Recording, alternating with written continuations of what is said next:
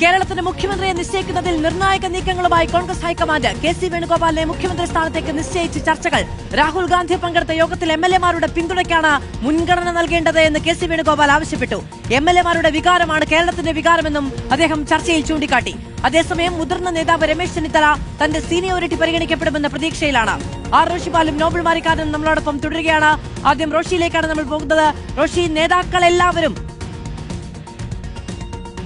ആദ്യം Nobel മാരിക്കാരിലേക്കാണ്. Nobel, പ്രത്യേക തീരുമാനം എന്തെങ്കിലും പുറത്തേക്ക് വരുന്നുണ്ടോ? ഏറ്റവും പ്രധാനപ്പെട്ട പുതിയ വിവരങ്ങൾ എന്തൊക്കെയാണ്?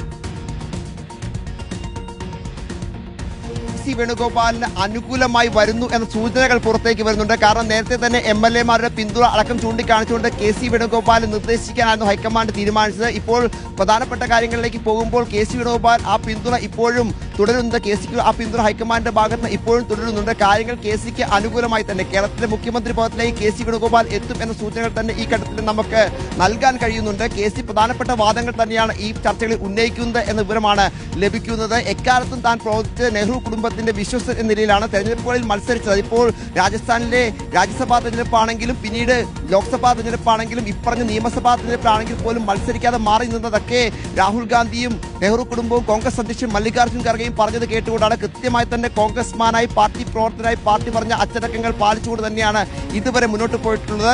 പാർട്ടിയുടെ മോശം സമയത്തും കൃത്യമായ രീതിയിൽ പ്രവർത്തനം മുന്നോട്ട് കൊണ്ടുപോകാൻ പരമാവധി ശ്രമിക്കുകയും ചെയ്തിട്ടുണ്ട്. ആ പശ്ചാത്തലമൊക്കെ തനിക്കുണ്ട്. അതുകൊണ്ട് തന്റെ കാര്യത്തിൽ ഒരു പരിഗണന, പ്രത്യേകിച്ച് എംഎൽഎമാരുടെ പിന്തുണ കൂടി ഉള്ള ഈ ഘട്ടം അത് പ്രധാനപ്പെട്ടതാണ്. അതുകൊണ്ട് ഈ ഘട്ടത്തിൽ തനിക്ക് കൃത്യമായ തന്നെ പരിഗണന വേണമെന്ന ആവശ്യമൊക്കെ കൃത്യമായി തന്നെ കെ.സി ഉന്നയിക്കുന്നുണ്ട് എന്നാണ് അറിയാൻ കഴിയുന്നത്. കെ.സിക്ക് അനുകൂലമായി തന്നെ കാര്യങ്ങൾ വരുന്നു എന്ന സൂചനയും ഹൈക്കമാൻഡ് വൃത്തങ്ങളിൽ നിന്ന് വരികയും ചെയ്യുന്നുണ്ട്. അതാണെങ്കിലും പ്രഖ്യാപനത്തിലേക്ക് പോകുമ്പോൾ കെ.സിയുടെ ഭാഗം മാത്രം കേട്ടുകൊണ്ടൊരു പ്രഖ്യാപനം ഹൈക്കമാൻഡ് നടത്തി. ഇതിന്റെ മുഴുവൻ ഉത്തരവാദിത്വം ഹൈക്കമാൻഡ് ഏറ്റെടുക്കില്ല എന്നത് ഉറപ്പാണ്. സമവായം ഉണ്ടാക്കി തന്നെ കേരളത്തിന്റെ മുഖ്യമന്ത്രി ഹൈക്കമാൻഡ് പ്രഖ്യാപിക്കുന്നത്. കെ.സി ആണെങ്കിലും രമേശ് ചെന്നിത്തലയാണെങ്കിലും വി ഡി സതീശനാണെങ്കിലും ആ പ്രഖ്യാപനം അങ്ങനെ മാത്രമാണ് വരികയുള്ളൂ. ആ ചർച്ചകളാണ് ഇപ്പോൾ പുരോഗമിച്ചുകൊണ്ടിരിക്കുന്നത്.